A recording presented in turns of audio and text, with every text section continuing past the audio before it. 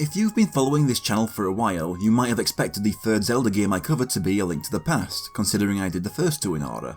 But I wanted to be a little unpredictable, so here we have The Legend of Zelda: The Wind Waker HD. Plus I wanted to cover the GBA part of that game and it's a bit pricey for me right now. I've played this game all the way through a few times over the years, even doing a full 100% playthrough once, including all that GBA connectivity stuff. But despite owning this Wii U remaster for many years, I only got around to playing it for these videos in late 2022. I got the original for my 11th birthday and it took me a whole year to complete. It was the fourth Zelda I'd ever played, after the two N64 games and Oracle of Ages. I knew very few people who played it back then because they either didn't have GameCubes or looked down on the art style. For me, it was definitely a shock, but I got over it pretty quick and while playing it won me over. So on starting the game we get the events of Ocarina of Time retold in the form of a legend from thousands of years ago, a game I haven't covered. I mean, I've only covered 178 games before this one. You think I'm gonna use up a game as big as Ocarina of Time that early? You know how it goes. In Hyrule there be Triforce, Ganondorf take Triforce and take over. Then the hero of Time, Link, shows up with the Master Sword and seals Ganon away. Then I guess when Zelda sent that Link back to live out his childhood, she never told anyone else that, so they assume he just fucked off and abandoned them. But generations later, Ganon broke free of his seal, and so the people of Hyrule thought the hero of Time would show up again to save them. But he was too busy being a skeleton ghost wolf in an alternate timeline, just piling on as many excuses as possible. So instead they asked the gods to solve their problems for them. But as for their response, there's no one left alive who know. No one remembers Hyrule, with its only remaining legacy being a single island where they dress boys in green when they come of age, which is questionable when this game's Link is supposed to be 12. But after finding out the kingdom you saved a few games ago would get eventually fucked up, how about some cheery Outset Island music? First thing we see is Link's little sister Aryll shouting for him. She very quickly figures out where he would be and finds him all the way up here, just asleep face first on a wooden floor. She wakes Link up, telling him that this is her favourite place to look out at the sea and play with the seagulls.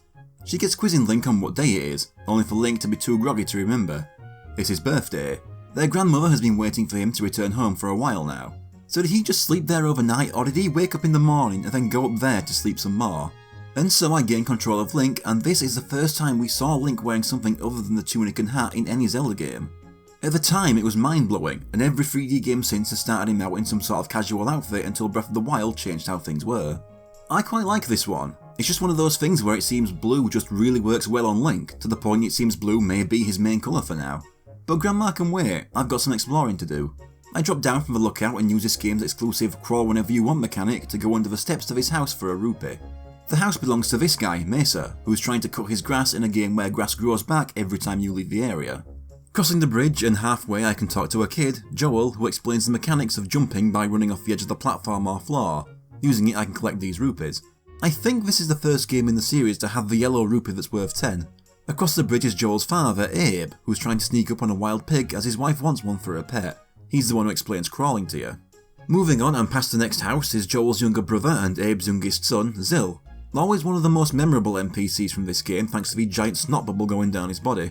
And right next to her is Sue Bell, who's recently moved back here from another island to help take care of her father. Another one I always remembered for always carrying that pot on her head. My house is right behind her, but it can wait for now as I run up this hill to find one more house with an empty pig pen. Inside is Abe's wife and the mother of the kids, Rose. She wishes Link a happy birthday, and for a birthday present she gives him errands to run. Well, not outright give, just not so subtly hint and offer payment for. She wants pets, and the first pig I can grab is this pink one right in front of Link's house. I can see why she wants one, the pigs in this game are really cute. I throw it over the fence and she loves it so much she pays me in 20 rupees. But I've started something now and she wants more. The second pig is the black one Abe was scoping out. I get going with it but get yelled at by Sturgeon, Sue Bell's father, making me drop the pig. He just wanted to demonstrate the targeting functions all the 3D Zelda games use for both NPCs and enemies so that I could talk to him from below. But for interrupting me, he can wait.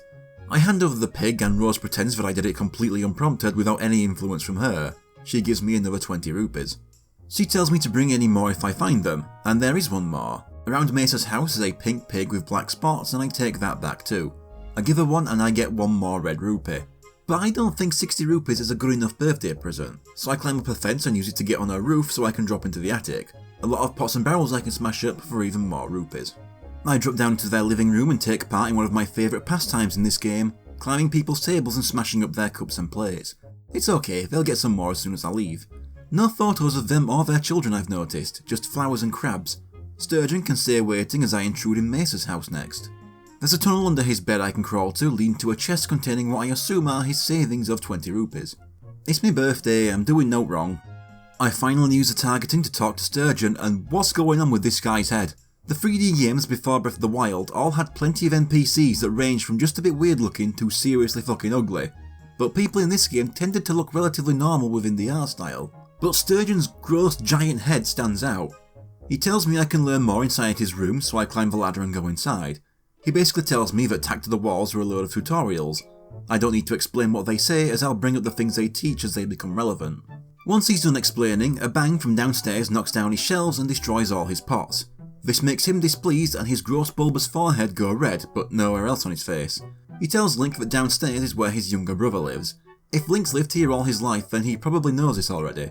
He looks down on his brother for preferring to exercise his body instead of his brain and practice with various weapons. I know I keep harping on it, but if that's the physical result of training your brain, then yeah, I'd rather be a dumb meathead. But then again, his daughter is always carrying pots on her head, and maybe she got that from him. Maybe the years of the weight of the pots has added up and both deformed his head and shrunk him. Is the growth on his forehead actually the redistributed height he's lost over the years from this? Is this the fate Sue Bell has in store if she keeps it up? Anyway, I leave and go through the downstairs door to meet said brother, Orca. How does one end up like that if you exercise as much as he's claimed to? Anorexic chest with beer belly. At least his head is normal. He teaches you a few basic moves like the rolling attack. When he asks me to use it, I make sure to hit his wooden shark to knock down Sturgeon's shelves upstairs again. It took me way too many years to realise that thing is supposed to be shaped like a shark. That shape and the colour blue just made me assume it was some giant replica of the Ocarina of Time. He also gives me a chance to practice with a sword. First is the horizontal slice by using the sword while standing still, followed by its full combo. Then there's the vertical slice and its full combo by using the sword while targeting. Then the thrust and its full combo by targeting and holding forward while attacking. That's all he's willing to show me right now. He says the day may come when Link will need to take up a sword, but right now he feels it's too early. Plus his grandmother would kill him if he gave him one. One thing that doesn't fall when I knock the shells down is this little belt. Looking at it will have Orca tell me it's a knight's crest. He says it's too early to tell me more, but should I ever acquire 10 of them, I should bring them to him and he'll tell me what they're for. Well, that just leaves Link's house. Before going inside, I crawl under the floor here to find a hidden cave. Inside is a chest with an orange rupee, replacing the silver rupee from Majora's Mask as the one worth 100 rupees. Maybe this is Grandma's life savings hidden away. In the original Japanese GameCube release, this was a heart piece that was then moved to a different location in every subsequent release. Next would be finally going inside my house. But first let's check out this boat near the shore. It's a shop with the first appearance of Beedle in this series. I can sell certain items I don't want anymore, but that won't be happening. I'm here to buy the bait bag for 20 rupees, which lets me hold the 2 kinds of bait that he also sells. In response to this sale, he makes me a members card and will add a point for every purchase from him. He says earning 30 points will get me a silver membership. I also buy some bait for later. I'm gonna need a lot of all-purpose bait to 100% this game. It comes in 3 servings, and I'm not gonna point out every instance of me buying it. Just assume I'm always buying more until I don't need it anymore. In comparison, I'm not gonna need anywhere near as many Hyoe pairs. I'll get into what both of them do when it becomes relevant. Now I can finally enter Link's house. First things first, smash all our plates and mugs. Then up the ladder to talk to Link's grandmother. She has Link's present, the green tunic and hat she made. This was the first time a game changed Link's facial expression for certain items, and it's a touch I always liked. I mean, if I was 12 and my one birthday present was clothes way too warm for the place I live, I'd be a little disappointed too. She says Link has become the same age as the hero of time from the Legends. I remember some people really harping on that since this Link was 12, which the Ocarina of Time Link wasn't at either age. But it's been untold generations, and no one at the time who met him probably knew his exact age. She says that long ago this was the age boys were considered men and taught to use a sword. But things aren't like that these days, with Orca being the only person she knows who practices swordplay. The other tradition is hanging the family shield on the wall. Link's in the clothes, but he still doesn't like them. Grandma says she's having the entire island over for his birthday, where she's making Link's favourite soup. Well, joke's on her, I smashed all the tableware. She tells Link to get Aryll. Looking around, she's the only person on the island to have photos of her family on the wall. Even outside, other people also think the clothes look uncomfortable for a tropical island. And when I climb back up the lookout, Aryll thinks the same. Aryll also has a birthday present for Link, but only for one day. She's lending him her most prized possession, her telescope. She wants me to use it and look at their house from here. I spot the postman on his delivery and find he's a weird birdman, the first appearance of a Rito in this series. He looks up and starts freaking out, then Aryll does too, saying to look up in the sky. There's a gigantic bird flying off with a young girl, and chasing it is a pirate ship shooting cannonballs at it. The bird dodges them but gets cocky and looks back mockingly, only to get cracked in the face. It drops the girl, who falls into the forest higher up the island. Aryll panics and says the girl needs help, but that it's too dangerous for Link to go alone without something to defend himself with. I guess using her telescope as a weapon the one day I lent it may be seen as disrespectful. So I return to Orca's house. Orca sees in Link's face that something serious is happening and offers more training than he gave earlier. I do the same horizontal, vertical and thrust training as before, but next he teaches me about the spin attack by either holding attack and releasing or spinning the left stick once and attacking. Next is a move only in this game, the parry. By targeting an enemy and waiting for the moment the A button icon flashes, I can parry an attack by either rolling behind them and attacking or jumping over them and hitting their head. Then the jump attack by simply targeting and pressing A. Orca somehow gets the feeling that the sword wants to be used by Link, and so he lets him have it in the hopes he'll put it to good use. And so I've obtained the hero sword. With this sword I can now cut down all these small trees and cut Mesa's entire garden for him. It's the trees that were keeping me from progressing, as the path behind Mesa's house is blocked by them. Up the top of this path is a bridge. The sign up here says that there's a fairy fountain nearby, but that won't be relevant for a while. I cross the bridge and enter the forest. I can see the fallen girl unconscious and hanging from a tree, I just need to reach her. As I move around this place, I meet the first Bokoblin in the series. Playing this back when it was new, I never would have expected these guys to become the Goomba of the series, at least the 3D games anyway. They've been the most prominent enemy type in every 3D Zelda since this one. After killing it and climbing further, I can find a sign marking the fairy fountain, but it's blocked by a huge boulder. As I move on, a pair of birds fly by and drop off 2 more Bokoblins. Neither of them get to try out a single attack before I kill them. The girl wakes up, realises how high up she is and panics, making the branch holding her snap. When Link goes to help, she's over it, commenting on the clothes and wondering where she is. She's identified as Tetra when one of her worried crew, Gonzo, finds them. He's very emotional while Tetra is just mildly annoyed at the situation. Tetra tells Gonzo to get going so they can pay back the bird, while Gonzo is worried about leaving Link here alone. As they leave, Aryll shouts at Link from across the bridge and runs over to him. However, the bird returns. It swoops back and takes off with Aryll. Not thinking straight, Link runs after it and right off the cliff, just barely being caught by Tetra, who has to make him accept that she's been taken so that he'll stop struggling. We fade out and back in on Tetra reacting in surprise that Link wants to come with them as they search for the bird.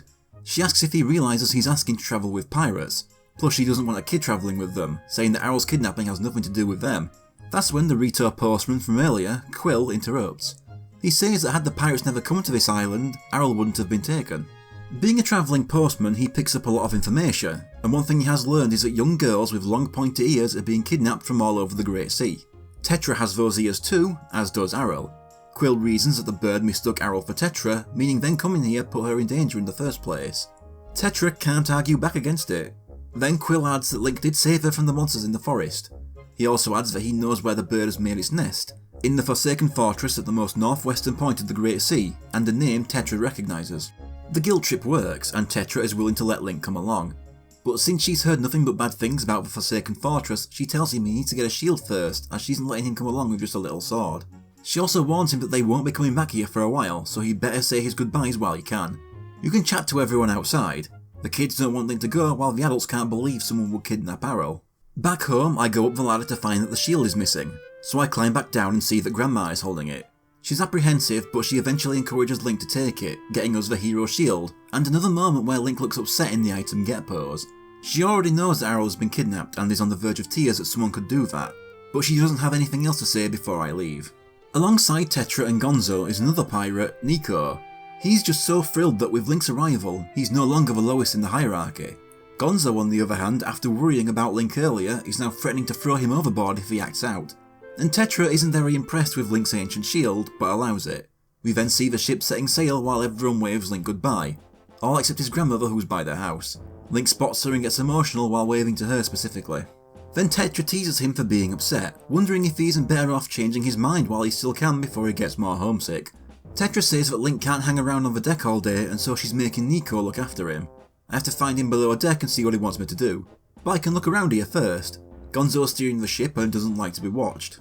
Also around here is one I haven't met yet, Marco, the nerd. He tells me that the newest member of the crew is always bottom of the ladder, and he thinks Nico looked out having someone like Link to boss around. Near the catapult is Senza. He just makes fun of Link's clothes, but then remembers that he's seen something like it somewhere else before. I can climb up into the crow's nest to talk to Zuko and his massive sideburns. He doesn't seem to talk much, just telling Link to get out of his way. I go through the door leading below deck. In here is the last pirate I haven't met yet, Nudge, standing in the open doorway to Tetra's room, guarding it. I notice she's the only one with an actual place to sleep. I guess everyone else just has the floor. Down the stairs is where Nico is waiting for me. He's really enjoying having someone below him for once and is going to make Link take the test all new members of the crew have to take. I have to press a switch and pass the platforming challenge that it starts. When the platforms rise up I have to jump across them to the end using the ropes to swing on. Nico explained swinging since it is new to the series. I can normally swing back and forth, but also stop so I can climb or lower down the rope or change direction easier. If I can finish this in less than a year, he'll give me a prize. This is really easy, and that's why I failed the first jump for the first time in my life. Twice. The recording curse, not my fault. And on my third try I get it right, but it even had to take that many, destroying my confidence. Nico can't believe it and wonders if it's even okay to hand over the prize he offered, but he can't back out now and lets me open the chest behind him. Opening it gets me the spoils bag, which is where I will hold certain enemy drops. It wasn't something I planned to do when I started, but I will max out all the enemy spoil counts by the end of the game. Tetra yells that they've reached the Forsaken Fortress. When I go outside, it's night and Tetra's up in the crow's nest. She's a bit suspicious of what we were up to with Nico, but more importantly she points out the Forsaken Fortress, surrounded by a huge wall with searchlights everywhere. We can also see the bird's nest. Tetra's heard a lot of nasty stuff about this place recently, but it was once just a simple hideout for a rival pirate group. She also has a good idea of where Aryll is, as one of the windows has seagulls flying around outside. I just assumed this trip took a while and not actually one night, and Link may have told her about Aryll's love of seagulls. But the issue is getting in without being seen. Well, only Link really needs to get in, so Tetra has an idea. Stuff Link in a barrel and put it on the catapult. I do love how Link doesn't react until he's comfortably placed inside. While he struggles we get to hear him say "come on", making this the first time Link has had voiced, spoken dialogue in a main Zelda game. While speaking of Link's voice, Sachi Matsumoto is my favourite voice of the young Links. She also voiced Aryll and Skull Kid in Majora's Mask by the way. I think it's because the art style and the comedic tone this game can have gives her more to work with than the other young Links, who mostly just get to grunt and shout. The only other one I find memorable is Fujiko Takimoto from the N64 games. Anyway, they launch Link and they miss. He smashes into a wall and drops his sword high up the fortress while falling into the moat down the bottom. So thanks to them messing up, the first major stretch of gameplay is a stealth section. Link gets out of water only to be jumped by Tetra's voice apologising for their fuck up, but still having a laugh at his face. She slipped this glowing rock, the pirate's charm, into his pocket while they were putting him in the barrel, and she can talk to him through it. If the AI icon glows, it means I can get advice from Tetra. But yeah, stealth. I always hated that they put this part at this point in the game. You're ready for some proper gameplay now all the tutorials are done, and then you're stuck in a no combat stealth section. Total pace killer. Of the 5 original style 3D Zelda games, pre-Breath of the Wild, only 2 of them have opening sections where I have no major gripes. While this game's opening is not my least favourite, it is one of the 3 I have an issue with as I've never liked the Forsaken Fortress stealth section. I do at least like the outer island stuff before it though. But anyway, my attempts at sneaking up the stairs next to the start get me caught and thrown in a cell. There's a hole on top of the shelf I can crawl through to escape through, and I can get caught an infinite amount of times without them figuring out how I'm escaping. Another thing with this section is that this part was the first part of the game I ever saw in previews, back on Game Network on Sky Digital. It was my first time seeing the art style, and while taking in the surprise, all the gameplay was of this dull stealth section. I leave the room and find the chest containing the dungeon map. I then drop down to the bottom floor in front of this cell and press a switch hidden beneath all these barrels to open it. Inside is a chest containing my first piece of heart. This is actually the first Zelda I've covered with pieces of heart since the first 2 just had full heart containers. Then I have to use a barrel to sneak past a moblin, get spotted and you're thrown back in the cell. I quite like this game's version of the moblins. They were a shock after getting used to the huge, almost jump scary ones from Ocarina of Time, but they're so expressive in this game, as we'll see when I'm finally able to fight them. I hate waiting for them to walk past me so I can get moving though. This is just one of those sections I like to get done as fast as possible, so any delay winds me up a bit. Through the door at the end and into this dining room, I get another new enemy falling from above, the mini-blins. These can't capture me, but I can't fight back. I know people find them annoying for the sounds they're always making, but I have always liked them for it, and it made them one of the game's most memorable enemies to me. I climb up the ladder here and swing across the floors above to reach another chest with a dungeon's compass inside, showing me where all the chests are on the map. I then go through the nearby door to end up outside. Running out the right side of the corridor puts me at the top of the stairs I was caught climbing in the first place. I run up the outside of the wall to reach a ladder to one of the searchlights, with Tetra contacting me to tell me that defeating the enemy operating it should get rid of it. I climb up, and as soon as the bokoblin manning the light sees me, they rise up and just point into the sky. He tries to attack me with a Deku stick, which there is a full pot of nearby. Certain weapons can be picked up and used for either a single slashing attack or can be thrown. I keep blocking this guy's stick with my shield to make him drop it, and then beat him to death with it while he misses every jumping kick he tries on me. That's one searchlight down, so I return to that corridor and go through the door opposite the one I entered this area from. This puts me in the opposite side of the room with the dungeon map chest, and I go through the next door. It leads into another outdoor corridor where I can walk out to the left and climb another ladder to take down another bokoblin to get rid of the second searchlight. I then climb back down and go through the door opposite. This room looks to be where all the moblins and such sleep. I swing across to the other side and go through another door. Another outdoor corridor where going out to the left shows me most of the route towards the main tower. Can't do much else in this one, so I go through the next door. Right away I'm shown the door I need to reach, but it's in the middle of the path with two moblins patrolling. First I drop down and sneak past the moblin corridor down here back into the room with the beds, setting off a moblin statue on the wall that fires eye lasers at me. One of the bottom bunks is a chest containing a yellow rupee. I climb back up to the last room and slowly use the barrel to sneak past the moblins. I don't want the door pointed out to me just yet though, and I go all the way around to the other side and through the door there to end up outside again. Going out through the right lets me push down a crate so that I can push it under a ladder and make a shortcut back up here for later. I then go through the door on the other end of the corridor once again. Then I swing across another gap and go through another door. Out through the right I can go up another set of slopes to find a ladder to the third searchlight and take out the bokoblin there. With all the searchlights dealt with, I can drop down into the main courtyard and freely take all the money lying around there, using my new shortcut to get back to the room with the two moblins, who I then sneak past to that big door. It takes me outside again where I go up a few sets of stairs.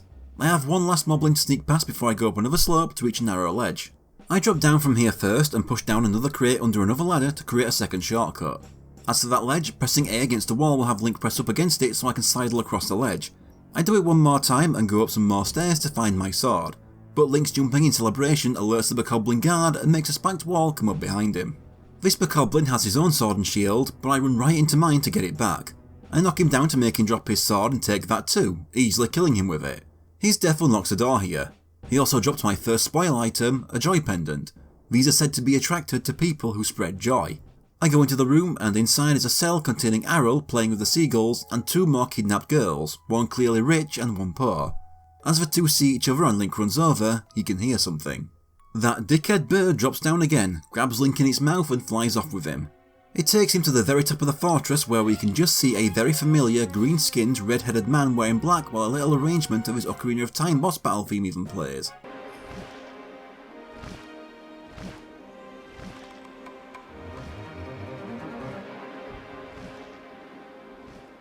I missed that the first few times.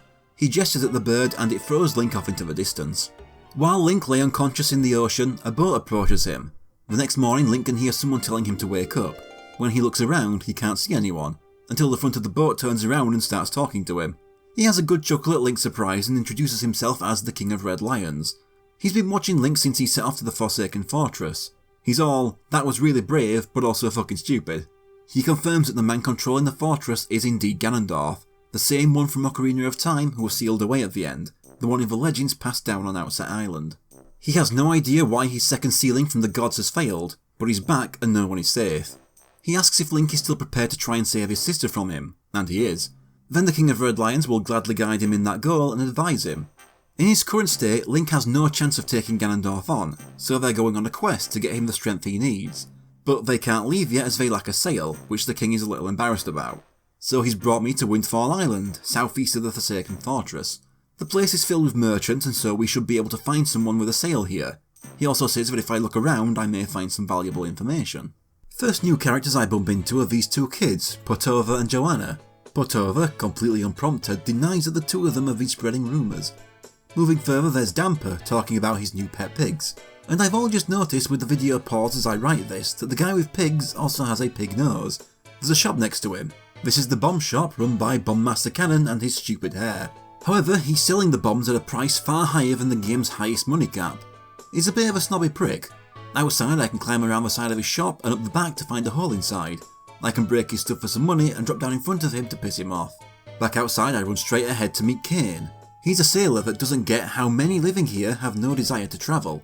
Out on the pier is another sailor, Candy. He tells me to be less stupid when I ask him for a sail, asking why a guy whose job requires one should give his away. Then by the tree we have one of my least favourite characters, No name, just Maggie's father, Maggie being the poor girl we saw with Aryll in the Forsaken Fortress.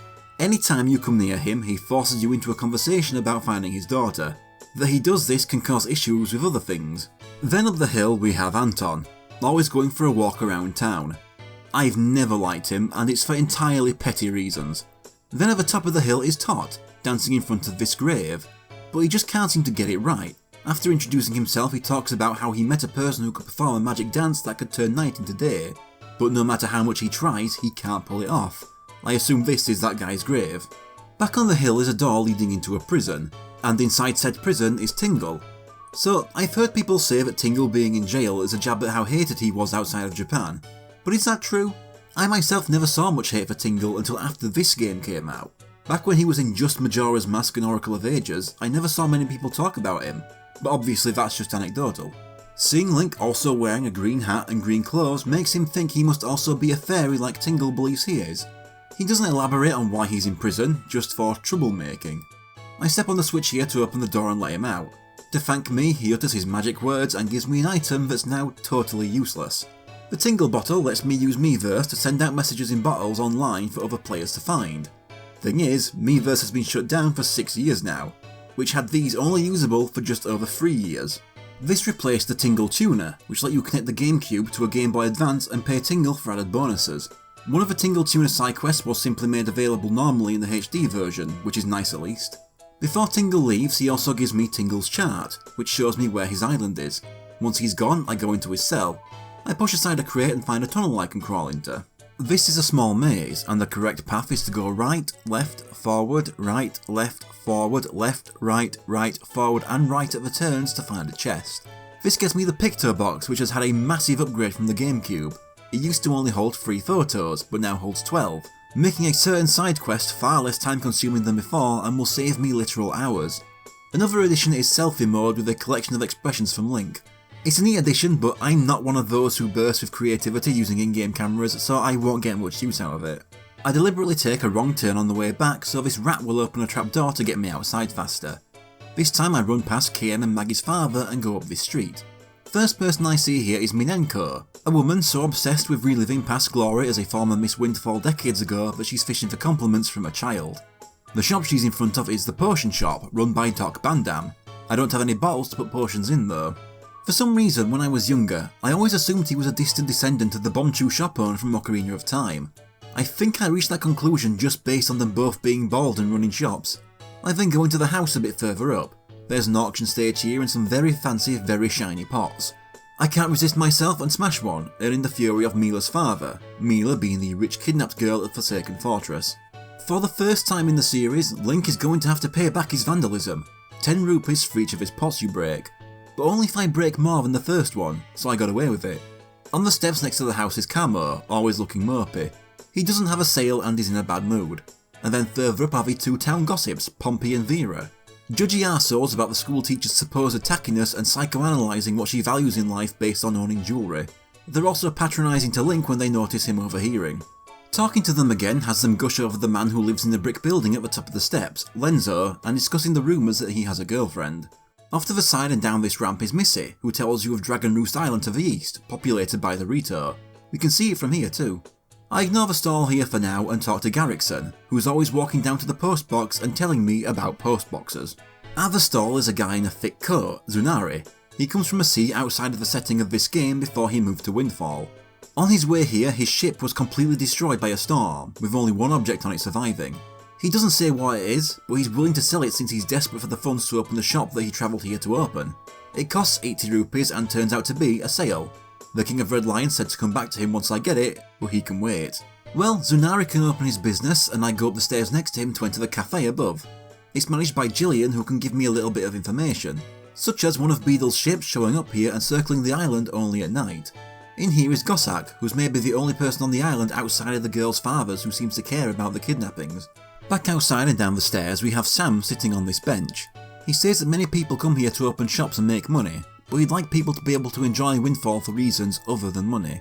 I go up more steps to reach a square with a few buildings. First we have a group of 4 little shits strolling around acting like they're hard. They call themselves the Killer Bees. I start by entering the large building left from where I entered this area. This place houses a minigame hosted by Salvatore. He just looks completely miserable until you pay to play the game. Then he holds up the pictures over his face and comes alive. Basically, squids are approaching my ship and I have a limited amount of bombs to take them out with. It's basically a battleship and I have 3 squids of differing sizes to take out. The large squid takes 4 hits, the medium 3 and the small one 2, meaning a minimum of 9 shots if I guessed perfectly. I have 24 bombs to work with before I lose. No real strategy, just got to get lucky. First time I run out with just 1 shot left to make. Second try goes far worse, I only take out the medium squid and don't hit the others even once. Third try is better than my second, but still a failure. But then on my 4th try, I get so lucky when all 3 squids are right next to each other and I take them all out in 16 shots. He pretends to be a load of celebrating kids and gives me a piece of heart. That was just the winning. For getting a new record, he gives me a treasure chart which when opened will put a treasure on the Great Sea for me to find. There were 41 in the original GameCube version, now up to 46 on the Wii U. This treasure chart is number 23. I then have to win a second time, after several more failed attempts, to win treasure chart number 7. There's a set of stairs in here leading back outside. Up here is Creeb, who explains that the windmill here is actually a Ferris wheel that doesn't really work anymore, since the wind never blows in the right direction. I can't do anything about it just yet. I drop down and go into the red brick building. The guy inside is Vilenzo the 2 gossips we're talking about. He's impressed by my picture box and invites me to look around, pointing out his pictograph gallery upstairs. As Link looks around at all the photos, he's surprised by Lenzo sneaking up from behind him. Apparently, sneaking up on people is a hobby of his. Best not say that to everyone you meet, if he gets out people might get the wrong idea. The first one I look at is the Choo Choos that Lenzo say have their jelly used in medication. He says he's even heard of a rare blue Choo Choo, but they only appear under certain conditions. Next is a photo of a cabana that he says is southeast of here. There's a strange tower that he couldn't figure out anything about. Then there's a photo of Outset Island from when he was much younger. He mentions meeting a beautiful woman who would also be pretty old now. Feel free to theorise that Lenzo is actually Link's granddad. Then there's one of the ghost ship he once saw when his boat was destroyed in a storm. There are rumours of a man who managed to draw a chart of the ghost ship's movements, but he died right after he finished it. The photo of this statue is from one of the Triangle Islands, this one being south of here. Anyone who'd played Ocarina of Time before this would recognise the Zora emblem on its forehead. Each island has a statue like this. And finally, the Forsaken Fortress. Every photo except for that one and the Outset Island one gives some kind of hint or foreshadowing for something later in the game. If I go back downstairs and wait for him to walk back down as well, I can start a little side quest. He's been trying for years to create the greatest picture box he can, but at his age he doesn't want to leave Windfall anymore. So he asks Link to become his assistant. But first I have a 3-part test to pass. The first part concerns someone in town who never stops sending out endless love letters despite being met with rejection every time. Lenzo has an idea of who it may be, but he needs photographic evidence of them actually posting the letter. As a kid, this first one was the one I found the hardest to figure out. That's because the man sending the letters is Garrickson, and he takes an eternity to walk down to the post box. So I wait and wait for him to pass me by under the arch. Don't wait on the opposite side of the arch or you've got a good chance of Maggie's father pestering you. And he will pick the moment you're about to take the picture and make you miss it. I just have to take the photo as he's putting the letter inside the box. I hand the photo over to Lenzo and he wonders what Garrickson is thinking, but can't blame him since he remembers being younger and doing similar things. Next he wants a photo of the town's most cowardly person, so that he can encourage them to not be that. He wants the photo to show the fear on said person's face. It's Gossack in the cafe. He's very jumpy and I throw a pot at him to freak him out, then snap the picture while he's quivering. Lenzo's very impressed, also commenting about how striking Gossack looks. Does he? His third challenge is back on the subject of love. There are 2 people in town who are both really into each other, but have never actually spoken. The most they have is a short glance when they pass each other. I have to get the photo of that moment between those 2 so that he can use said photo to force them to just start the relationship. This one involves the last person I haven't spoken to yet in this part of town, Linda. She's actually a friend of Sue Bell from Outset, back when Sue Bell lived here and before she went back to look after Sturgeon. So I just get her in view of my camera and wait. The other person is Anton, the guy I dislike for petty reasons. I just fucking hate how happy and confident he is, like the way he strolls around town. Like, who the fuck does he think he is, having such confidence and such a great fucking life when his head looks like that? And on top of that, I have to help him get laid. I said it was petty. So I wait for him to pass by and take the picture when the 2 look at each other. Lenzo loves it and is determined to give Anton more good things he doesn't deserve. I've passed all his tests and have truly become Lenzo's assistant. And he will not see his assistant taking monochrome photos. He replaces my picture box with a deluxe picture box that takes colour photos. On the GameCube, this required one more task that couldn't be completed until after the first dungeon was finished. Skipping that part and giving it to me now is just another thing making the pictograph side quest much more convenient. First thing I do with it is go back to Minenko and take a photo of her, and yet more convenience compared to the GameCube, this later side quest requires taking a photo of just about every character in the game. And while the general rules for what makes a photo good enough are straightforward, originally you couldn't know if the photo would be accepted until you tried to hand it in, and there's missable characters. There's a point later on where you have two missable photos close together, and I can't let myself save until after those photos are handed in, just in case they get rejected. The Wii U version has a golden good sticker in the corner so that I know the photo will be accepted later. I show Minenko the photo of herself and she's so enamoured by how she looks today she grants me treasure chart number 33. Her son found it and I guess she just decided to give her son's belongings away. To be fair, her son doesn't exist in the game outside this one text box, so can we really say he deserves to own things? Up a ladder near where Linda is standing I can meet Gummy, another sailor. This guy was the bane of my life when I last 100%ed this game 13 years ago. Getting his photo right while he's there was a nightmare, but this time I remember there's a much easier place to get a good photo of him. The stairs next to Linda lead to a door to the upper floor of Mila's father's house. Now we can see him up close, he's just as devastated over his daughter's disappearance as Maggie's father. He mentions that he's already sent many others to try and save her, which will be important later.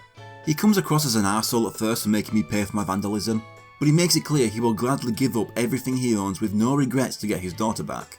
One last building to check opposite from the Squid Game building. This is the school where the teacher Pompey and Vera were slagging off lives. She's not tacky at all, I don't think. This is Mrs. Marie.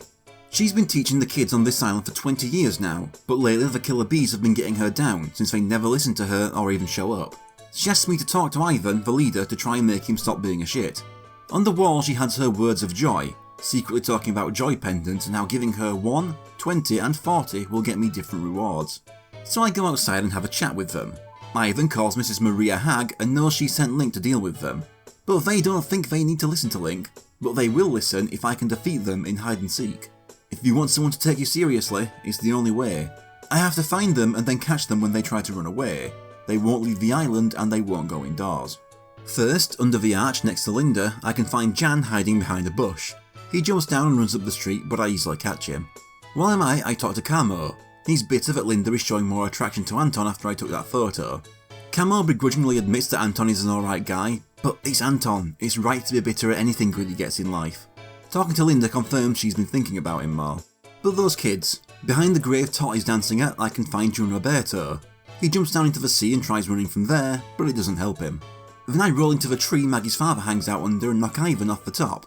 This is a reasonable amount of force to use on a child, especially if it's a bit annoying.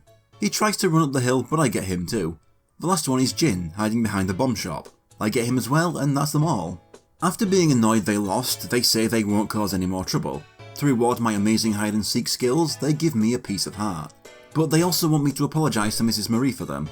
I go inside to tell her, but she already knows. She watched everything from the door. She thanks me with 50 rupees, telling me not to tell anybody. I go outside and the killer bees are waiting for me. Ivan lets me know that it's Mrs. Marie's birthday soon. They want to get her a present, but it'll clash with their image. Instead they lay hints that they've seen a joy pendant, her favourite jewellery, somewhere near. Ivan says he saw something sparkling in a tree, and so I roll into the one next to the bomb shop to make it drop. They admit that they hid it there themselves for Link to find, as they want him to give it to her for them, so I do. She loves it, while also saying she'd like to someday own 20 of them. She puts it on and she can tell that the killer bees were behind this. Despite being touched by their kindness, I'm the one who gets a reward, 20 rupees. And that's all I can do here for now, so I return to the King of Red Lions and show him my new sail. He explains to me how to sail and says that he's marked the destination on my sea chart. We want to go east a little and the wind is coming from the west, so we don't have to worry about that. Another change from the GameCube is no longer having to manually equip the sail to one of my free item slots when I want to use it. Now I can just climb in the boat and press a button to get going. The arrow behind the king shows the direction the wind is blowing. My aim is Dragon Roost Island, the tall one I can see in the distance. But there are some things I could do on the way, they just aren't available just yet. There's the odd raft on the way with a single bokoblin I can kill and pots to smash for money. There are a lot of these pirate lookouts in the sea filled with enemies as well. This one has 2 bokoblins, and killing them both spawns me a chest with a red rupee inside. I'm gonna clear out all of these around the world for their chests. There's this island east of Windfall where I can find a small boat nearby. It's staffed by the Salvage Corps, who are always travelling the sea looking for treasure. Considering the only other beings out at sea are monsters and pirates, the leader is impressed to see Link out here on his own, and so he gives me treasure chart number 34. Of course, I still can't pull up these treasures the charts are pointing to, as the leader says I'll need a grappling hook from Dragon Roost Island. I get off at the island next to them where there's this huge rock I can crawl into to find a hole into a cave. Down here I can find my first red Choo Choo. They don't do much to fight, just jump at you. But they do drop spoils, the red Chew Jelly. These can be used to make health restoring red potions in certain places. There's 2 tunnels down here. One is blocked by a big rock and the other takes me to a chest surrounded by Choo Choos. The chest gets me my 4th piece of heart, increasing my maximum health by 1 heart. I get back outside and continue sailing east. One thing to always keep an eye out for, if you need it, is the rupees hovering above the floating barrels you can get in the sea. Eventually I reach Dragon Roost Island, where we can see a huge dodgy cloud surrounding the top. Above that is the dragon Valoo, the spirit of the skies. He's my target, as I have to convince him to give me the jewel Din's Pearl. I have to ask the Rito who live here about seeing him. But before I set off, the king also gives me the Wind Waker. Long ago, the songs it used to conduct would let a person borrow the power of the gods, but he doesn't know if it still works all these centuries later. I can play it in 3 different signatures: 3-4 by just holding the item and pressing nothing else, 4-4 by holding left on the control stick, and 6-4 by holding right. Then I just hold the directions I want on the right stick as the bar at the top of the screen moves along the middle. No direction is also its own note. After a little tutorial, the Wind Waker is mine, though I don't know any songs I can conduct yet. The first thing I do here is run forward, where a sign points me through the middle towards a wind shrine. There are 2 stones here. One is destroyed, but the other has markings that resemble the Wind Waker icons, so I get it out to see that it's a song I can learn. Up, left, right in 3-4 time is the Wind God's Requiem. This song allows me to change the direction of the wind and is by far the most important song in the game. A frog-looking guy on a cloud speeds by to admire my work. He's Zethos, the god of winds. He takes a liking to Link and explains what the song does. He also brings up his brother, Cyclos, who the Broken Monument belonged to. He's so pissed off about vandalism he just keeps creating cyclones in the sea. He asks me to deal with Cyclos if I ever run into him before he flies off. Back to the front of the island, I have all these boulders to deal with by using the bomb flowers that grow around here. I climb these slopes, blowing up every boulder in my sight. Eventually I can sidle across the gap where Broken Bridge was and destroy the boulder at the end to drop these 2 blocks, letting me follow the rest of the path where I run into Quill, the postman. He didn't keep up with us after outset, so has to be filled in on what he missed. He offers Link a meeting with the Rito chieftain. Quill has already told people here about Link and what's been going on, and it's had them concerned. He's confident the chieftain will offer help. He flies off ahead while I have to walk the rest of the way to go inside. Inside, the chieftain can be seen asking another Rito if he's figured out why Valoo is so angry. This guy's got a huge fucking beak, by the way. Imagine if your nose ended around the top of your forehead. But he doesn't offer any help they can spare after hearing Link's story. They have their own issues though. Being bird people and working as postmen, Rito rely on the sky and their ability to fly. When it's time for a Rito to come of age, they journey to the top of Dragon Roost to gain a scale from Valoo that enables the growth of their wings. But Valoo's been a right moody bastard lately, and those that need their wings can't approach him. So the chieftain has to ask Link to wait until this matter is solved before he can help him. Quill asks if Link may be able to help out the chieftain's son, Prince Komali. Komali has recently reached the age he should be gaining his wings, and the situation with Valoo delaying it has made him miserable and withdrawn. So the chieftain asks if Link will try to inspire Komali to not give up. He has something he wants Link to give to Komali, but it's with a girl called Medley, and I have to get it from her. The chieftain goes off, but Quill stays behind to give Link a delivery bag for storing letters and other things like that. He tells me that Medley is in one of the upper rooms and to leave Valoo to them. Down here on the first floor we have a guard, Basht, who guards the way to Dragon Roost Cavern, but the bridge there is broken and the pond I would normally swim through has dried up as well. As I go up the ramp to the second floor I can talk to Namali, who states that Valoo's mood swings have even led to many of the bomb flowers drying up. The next guard I see up top, Hoskit, knows about my adventuring. He asks if I've ever found any golden feathers, as his girlfriend has been wanting one for a while. You never meet his girlfriend, in fact there is only one female Rito in the entire game, and that's Medley, who's still a child. Speaking of Medley, she's in the room Hoskit is guarding. She's Valoo's attendant in training, but before she elaborates, she gives Link the item the chieftain wants handing over to the prince. It's the father's letter from the chieftain to Komali. She tells me that Komali's room is in the back on the first floor. Medley also asks Link to not think too badly of Komali's attitude and that he isn't an asshole. She also wants to meet Link at the entrance to the Dragon Roost Cavern later. First I check out the rest of the second floor. I talk to Pashley, who also tries to reinforce that Komali is actually a good kid. He's never once complained at his father's busy position keeping them apart. He was always more his grandmother's child though, like Link is, but she died recently and his confidence went with her. He's always holding a sparkling ball, a gift his grandmother received from Valoo. Past him, sorting the mail behind the counter, is Kobole. Those who played the N64 games may find his face looks a little familiar. He asks if I'm here to respond to his part-time job offer. I guess he was the only Rito not filled in on the situation. But he has a little test for me first. There are 6 shelves with a different seal on each one. I'm going to be given an envelope and have to match as many correct envelopes to the shelves in 30 seconds. He just wants 10 right now though. But why is the score counter 3 digits? It's literally impossible to break 100 with that time limit. I get 26 points on my first try. Kobole pays me 13 rupees, 2 for every point. I do it once again, where this time he wants more than 20. I get 26 again, and this time he pays me a rupee for every point. I drop down to the first floor and run down the corridor next to the ramp, which leads to the door to Komali's room. And there he is on his bed, staring at a giant red pearl. He barely engages with Link until I show him the letter. It looks like the letter was telling him to be brave, but Komali says that his father didn't have to go through that experience. So I assume Komali approached Valu for his scale just as Valu's mood changed and he got attacked.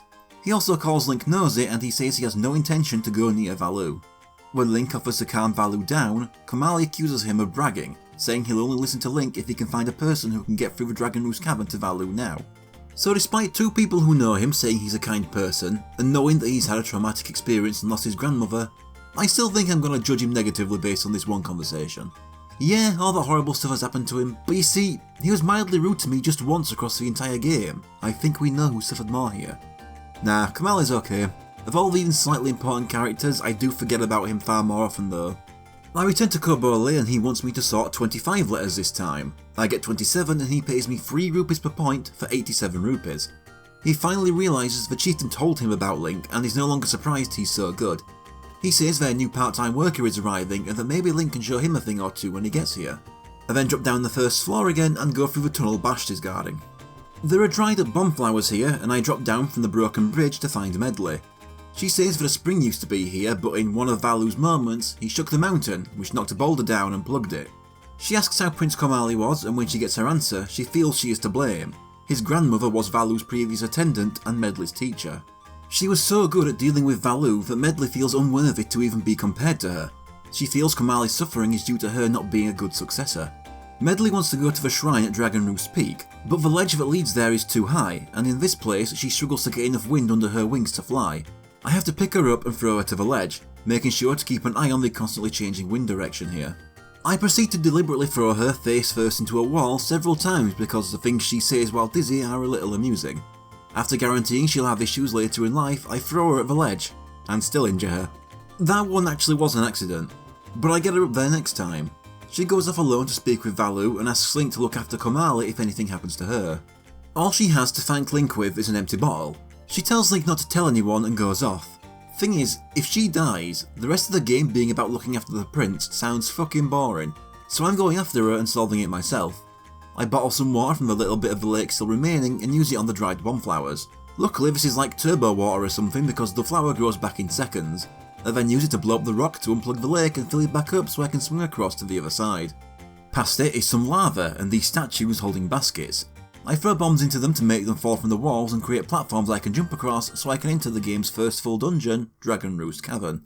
One thing I haven't mentioned much that I really like is all the musical nods to Ocarina of Time without straight up remixing those tracks.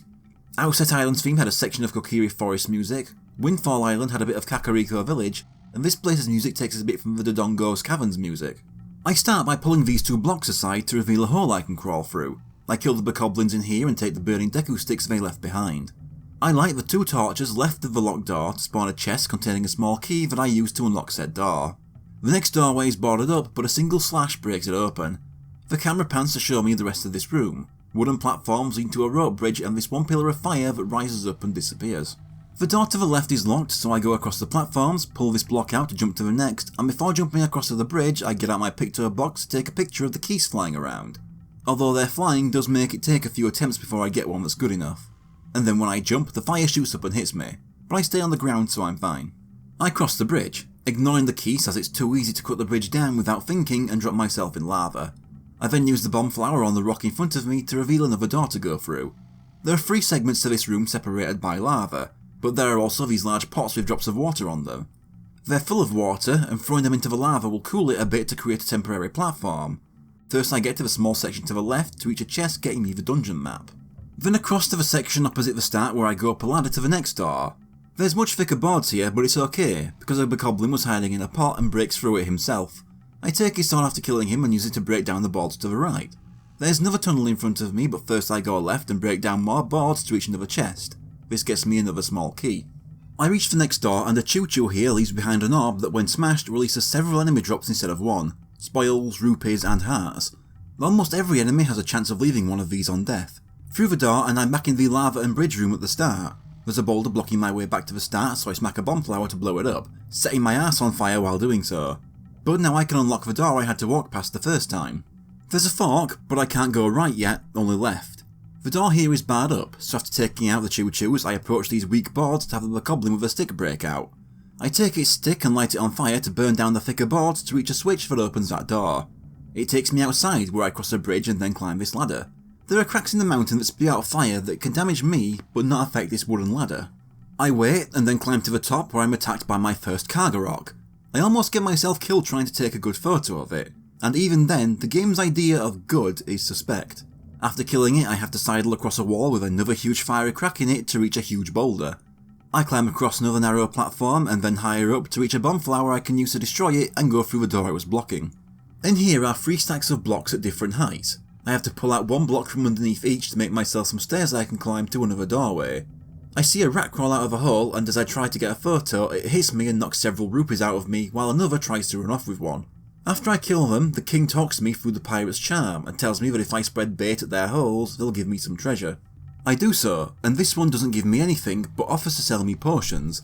I get myself a red potion for 30 rupees. Up the ladder in here are thick boards, so I pull out the block opposite it and climb up to find a locked door and some deku sticks. I light one and throw it at the boards to burn them down. Next to me is a chest with the dungeon's compass inside, then up the ladder is another chest with a small key I use on the door here. This takes me back outside. I run up the stairs attached to the mountain to find another locked door and opposite it a Cargarok nest. The nest contains a key, so I kill the Cargarok first, making it drop my first golden feather, the kind Hoskit was asking for. I then take the key and unlock the door.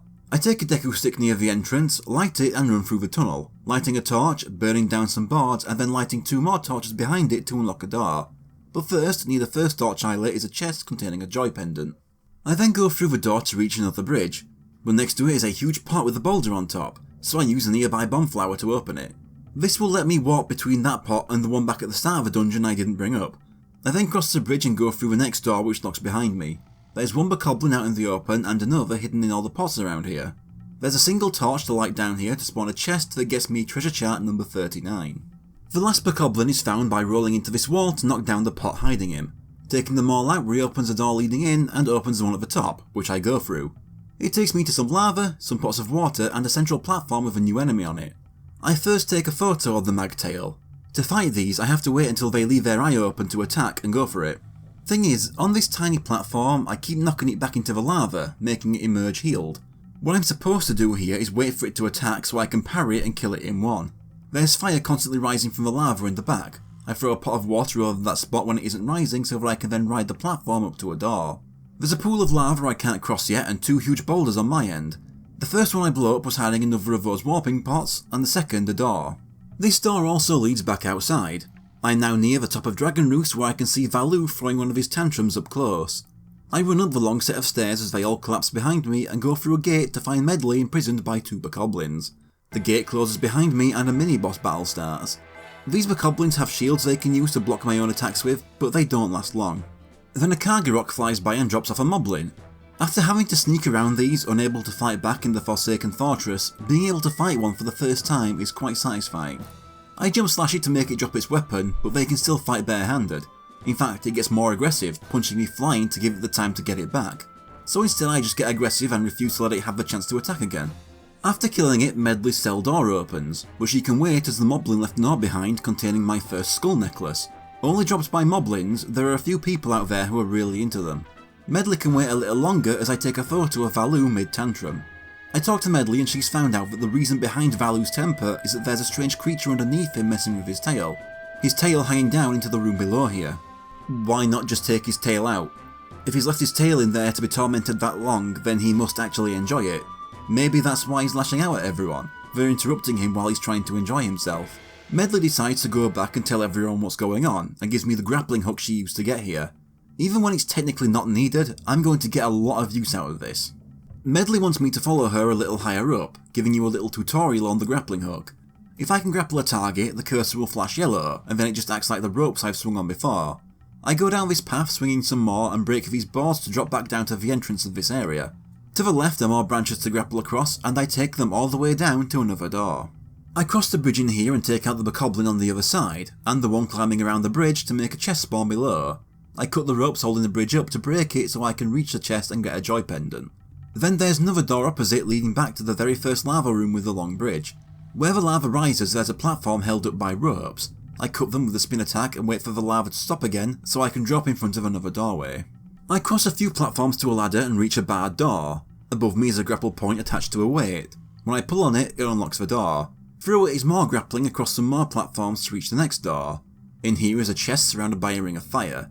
I have to wait for a nearby magtail, hit its eye with a grappling hook to make it kill into a ball, and then place it on this switch to get rid of the fire. This chest has a different design from the ones we've seen so far, as it contains the big key that opens up the door to the boss. On the way back, I waste time getting a photo of a fire key that I don't actually need. As I backtrack, I show off the other use of the grappling hook. You can use it on enemies to take their spoils, in the case of the bokoblins, a joy pendant. This is far more reliable than just killing one and hoping they drop the item you want. I return to the door with the third warp pot and use it to return to the start. Back in the first lava room, I go through the door to the left I unlocked. I can finally use the grappling hook to take the right path at this fork. It leads to a chest containing treasure chart number 11. I then return to the room I warped from. I grapple across to the other side of the room where there is a chest with a yellow rupee inside, and one opposite with one of those Knight's crests Orca had. Then at the top of the stairs is the door to the boss room. I can see Valu's tail just dangling through the ceiling and a lake of lava in front of me. The boss emerges and we get what is truly Wind Waker's biggest sin: no boss name with a subtitle. I like those. It also meant that the first time I played I missed that this is recurring boss Gohma, having only seen Gohma before in Ocarina of Time at this point. This is the most drastic redesign Gohma's had compared to the others, being the least spider-like version, kind of like a big centipede. I make sure to get a good photo, something you couldn't do this early on a first playthrough on the GameCube. I start by grappling onto Valu's tail, pissing him off, and swing over Gohma to the other side. Valu then knocks down the rock at the ceiling and it hits Gohma, cracking its outer shell. Once again, Valu could have stopped this at any time, but chose not to. He was enjoying it. Gohma shoves the big rock back up into place, but I grapple the tail and swing across again. The rock is knocked back down and Gohma's shell cracks even further. And this repeats one more time, completely breaking the shell and leaving Gohma exposed. The rock is broken, but that's fine, as Gohma now has no way to protect its eye from my grappling hook, pulling it in and giving it a few good slashes. It doesn't even get to try a single attack before I pull it in for another go and kill it. The eye bursts out and explodes, and the lava in the middle cools while a portal back outside appears. I get the heart container left behind to bring myself up to 5 hearts and take that portal. I like Dragon Roost Cavern as a first dungeon. It's not my favourite first 3D dungeon, or even my favourite volcano based one, but when compared to the other 4 original style 3D games, it's more original for being the only game that doesn't start on a forest dungeon. Valu finally calms down, and while Medli is explaining the situation to everyone, the clouds around the summit disappear. Link is dropped off back at the beach where Medli and Komali are waiting. He's heard everything from Medli and apologises for not trusting Link. He wants to be like Link someday and gives him his most prized possession, hoping letting go of it will give him the courage he needs. It turns out to be Din's Pearl. Valu also shows his gratitude, but it's in ancient Hylian, so Link can't understand it. It doesn't matter though, as he's just pointing me in the direction to learn the Wind God's Requiem, which I already know. He also names Link a hero before Komali goes off to get his wings, promising to see Link in the future with them. Medli goes after him too. Before I move on, I have some extra things to do here. First I pull out this block to create a shortcut back inside. I try to give Hoskip the golden feather his girlfriend wants, but he's an ungrateful bastard and only wants 20 of them. At once. The Chieftain is where we met Medli and he's just grateful that I helped out Komali. Back at the desk, the part-time worker is here, Baito. He recognises Link, having heard of my amazing mail sorting record. He wants to see me recreate my record. I get 29 letters and he's so impressed he has to tell his mum. He asks me to post the letter for him and gives me the note to mom. So I run back outside to the post box and send it, even paying the 5 rupees for him. Now there are other Rito here I haven't met yet, but we'll get to those in later videos. The king won't let me get back on board until I make the wind blow south, as that's the next destination. I get sailing south a bit and get interrupted by a fishman. He points out that my sea chart is crap as there's barely anything charted on it, so he starts by drawing Dragon Roost Island on it. So that's just 4 squares of this 7x7 chart filled in, the other 3 being Outset, Windfall and the Forsaken Fortress. He also gives a hint for the future, saying there's a cavern hidden around the back of the island. He says he'll inform the other fishmen of me, so if I see one jumping from the water, I can feed them bait to have them fill in that square on the sea chart for me. He also seems to know the King of Red Lions, saying he's repaid a debt to him. Now that's done, I'm gonna make the wind blow west and backtrack to Windfall Island. On the way I can finally fill in that square between it and Dragon Roost. This is why I bought all that bait at the start of the game. Near the island where I met the salvage corps, I used the bait and had the fishman mark it down as paw print tile. Back at Windfall just before it turns night, time freezes when not actually travelling at sea. I return to Tot at the gravestone and show him the Wind Waker. This helps him realise the rhythm of the song to the stone. It's left, right, down in free time. I've now learned the Song of Passing. It doesn't work for Tot, but when I play it, it instantly changes the time of day between day and night. And I need it to be night at this place right now. Tot will never get his closure, but who cares about that when the post box is shaking, meaning I have post. It's from Baito's mother, Kashiko, another person who never appears physically throughout the game. She's thankful for what I've done for her son and has sent me a piece of heart. Next I return to Mila's father's house. At night, Zunari hosts an auction here, and I want to take part. A few people from town show up and the item for auction is an item new to the HD version, a swift sail. This lets me sail at a higher speed in the direction I'm pointing the boat regardless of wind direction, yet more added convenience over the GameCube original. Although in this case this was because the Wii U can handle the extra speed while loading the nearby game areas, which the GameCube wasn't capable of. The auction is on a timer and whoever has the highest bid when time runs out wins. So what you have to do is increase the bid by mashing A to fill the bar at the bottom. A large increase in the bid will stun everyone in shock for a bit, so what I like to do is keep boosting the bid while everyone is stunned to essentially stun lock them until time runs out, though that can be an expensive strategy. In the end I pay 255 rupees, just over half my 500 rupee cap. The swift sail is mine, but before I leave I make sure to get a good picture of Gummy here. It's far easier getting it here than it is in his usual position in the daytime. I leave and explore the island for money to find. I also check out the cafe at night, where I can find Loot, who's normally found out at sea during the day. Here he just gives hints about the fishmen if I haven't figured it out yet. Candy's in here as well, talking about giant squids that eat ships. Kane and Damper are here too, but don't have anything interesting to say. I return to the house with more money to take part in another auction. This time it's a treasure chart that I win with 902 rupees. This could either be number 18 or number 38, both can be won from here. Another money gathering session and I'm back for a third, this time a joy pendant that I win for 105 rupees. For my fourth auction it's a piece of heart, this one cost me 179 rupees.